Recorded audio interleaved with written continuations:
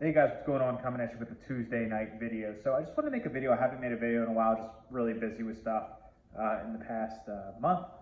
But I wanted to just talk about basically my thoughts on the market, where I think it's going in December, where I think it's going in Q1 23, what I thought about Black Friday sales, Cyber Monday sales, inflation, China, everything basically. So I'm going to flip the camera around. I don't know if this is going to work well, but I'm going to flip it around and show my whiteboard. I'm just going to kind of talk through everything that I just brought up. So let me see. Actually, I can't do it, so I can't flip it. So I don't know if this is going to read properly. Is it backwards? It might be backwards, but we're going to try this out. Is it?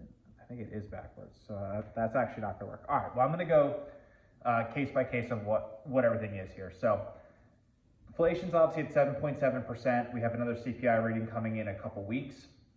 I do think it's going to be significantly, well, not say, I mean, it's going to be lower. It's going to come in probably like 7.5, 7, in the mid to low sevens, in my opinion. So I do think we're on a downwards trend. We hit peak inflation back in September, October, whenever it hit. I don't know, was that summer?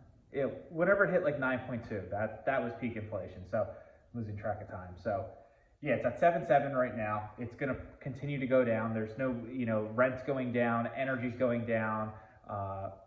Basically all the big indicators of what adds to inflation is all going down. So that's good. December Fed meeting, that's a really important one. That's in a couple weeks. I think they're going to raise they're going to do a 50 basis rate hike. So that's off of the 0.75 for the past couple months we had. So it's not a U-turn, but they are slowing down, which you can call like a pivot, I guess. So they did pivot a little bit. So they're saying, okay, we're getting close to our terminal rate where we want it to be. We're going to slow down. We're going to let things play out. Obviously, inflation is a lagging indicator. So it takes a couple months basically for it to reflect in the actual economy. So they don't want to over tighten too much to put us in like a depression. A lot of people think we're going to have a recession in 23. Me being one of them, I think so, because you're going to have prices go down. You're going to have people do a race to the bottom in costs. And you're also going to have a lot of supply chain issues fixed. You're going to have, energy costs probably go down. Rent's going to go down. Housing market's going to go down. So all these things are going down. So the comps are pretty easy to have negative GDP and stuff like that, in my opinion. There's going to be no more stimulus, in my opinion, at least for the foreseeable future. So that is that.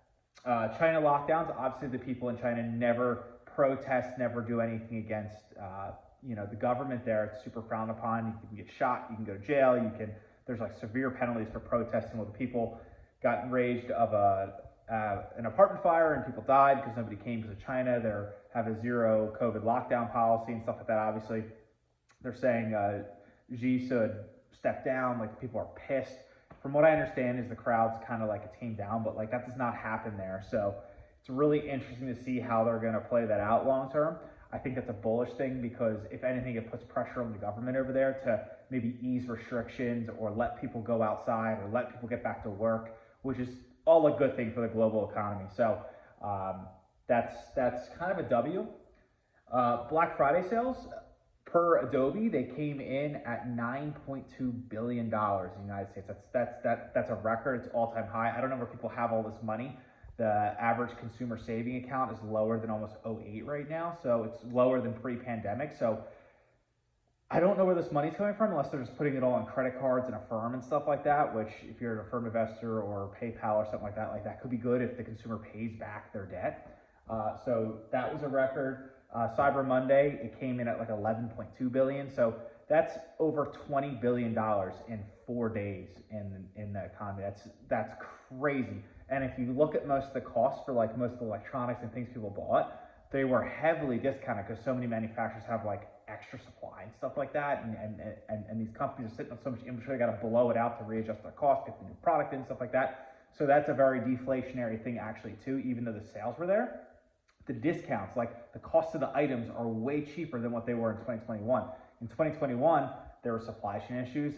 People just wanted to get product. There was no discounts. So you have to remember that. So that's really good kind of in a weird way. And I think a lot of people were waiting for Black Friday, Cyber Monday to do all their holiday shopping. We'll see how December is.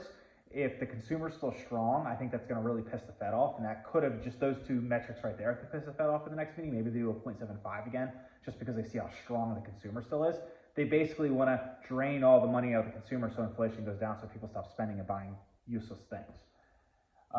So Powell speaks tomorrow. We'll see what he says. I'm sure he's going to try to scare the market, say, oh, Black Friday, Cyber Monday, sales were real strong. Consumer still has a lot of money. We got a lot of work to do. The whole nine that he always does. So I don't really think we're going to get any shocking things out of him tomorrow. The market might react positive or negative. They might, if he gets a little dovish, which I doubt he will based on those numbers, the market might rally. Yesterday and today, the market kind of pulled back. There's just, with the BlockFi crypto thing and the strong sales, I think that's honestly why the market fell. So we'll see how that is. I think we're really positioned and set up well if the CPI comes in lower than expected or significantly lower than 7.7 next month. I think we're set up for like a 3 to 2.5 week rally into the new year. Then we'll assess, we'll see where we are, we'll see what inflation's doing. We'll see how the consumer is, before Christmas and all that stuff. So it's really exciting. I mean, I think we're going to have some sort of rally. I think the S&P will pull to 4,200, 4,400. That's just my opinion. I think that's a nice place for it to sit if barring nothing crazy happens next month. And then from there, we'll assess, go from there. If the consumer starts slowing down, that's a bullish indicator actually for the market. Kind of like the market wants to see inflation go down and see the consumer slow down, because that means we're near a bottom or close to it. I think we are close to it right now personally.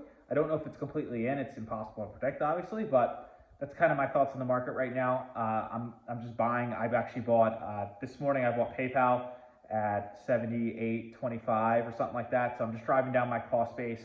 Love Shopify in this market, love PayPal in this market. Bought a little bit of JPM last month. So I need to do a better job of posting when I buy things, but I did buy PayPal today at $78.25.